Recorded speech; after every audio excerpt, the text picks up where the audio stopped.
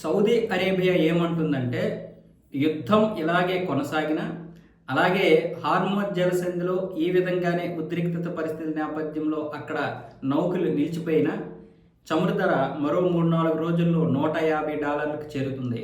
ఆ తర్వాత అది 180 దగ్గరికి వెళ్ళి ఆగుతుంది. ఆ తర్వాత ఇంకా పరిస్థితులు ఇలాగే ఉంటే అది ఎంతవరకు వెళ్తుందో కూడా చెప్పలేము.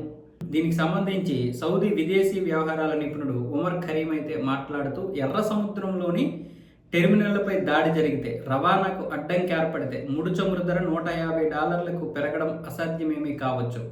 ఆ తర్వాత హార్మోజ్ ఎఫెక్ట్తో ఇది ఇంకా కొనసాగుతూ పోతే $180కి చేరుకోవచ్చు అని ఆయన అయితే మాట్లాడాడు. ఇప్పుడు ఇది భయంకరంగా ఉండొచ్చు కానీ వాస్తవం ఇలాగే ఉంటుంది. ప్రస్తుతానికి ఇప్పుడు క్రూడ్ ఆయిల్ బ్యారెల్ ధర ఎంత ఉందంటే $119 వరకు వెళ్ళింది.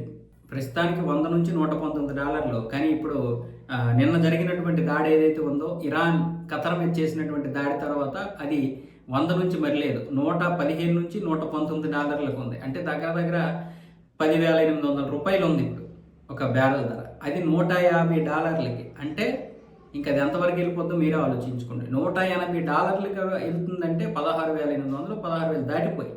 ఒకప్పుడు మనం దీన్ని $6,000 కొనేవాళ్ళం యుద్ధం కంటే ముందు. ఇప్పుడు ఫిబ్రవరి 28 కంటే ముందు $70 ఉండేది, అంటే $6,300 ఉండేది. ఇంకా మనకైతే ఆంక్షల నేపథ్యంలో ఇంకా రష్యా మనకి చాలా తక్కువకి ఇచ్చేది. 4,000 4,500 ఇచ్చిన సందర్భాలు కూడా ఉన్నాయి, 3,500కి ఇచ్చిన సందర్భాలు ఉన్నాయి. అంటే $40కి $45కి ఇచ్చిన సందర్భాలు ఉన్నాయి. అందుకే మనం చమురుని ఇక్కడ నిల్వ చేసుకున్నాం. ఆ తర్వాత సాధారణ ధర అయినటువంటి 60 నుంచి 70 $68 నుంచి $70కి వెళ్ళింది, బాగానే ఉంది. సరిగ్గా యుద్ధం మొదలైంది 70 నుంచి వెళ్ళి $90 దగ్గర పడింది. అక్కడి నుంచి ఇక పరిగెడుతూనే ఉంది. 90, 100, 105, 110, 115, 120 వరకు వెళ్ళిపోయింది. ఇప్పుడు 130కి వెళ్ళిపోయినా ఆశ్చర్యపోనక్కర్లేదు. ఈ రాత్రి 12కి 130కి వెళ్ళిపోయినా ఆశ్చర్యపోనక్కర్లేదు. సో ఇలాగే జరిగితే ఇక ఎఫెక్ట్ పడుతుంది, అందరికీ పడుతుంది ఎఫెక్ట్.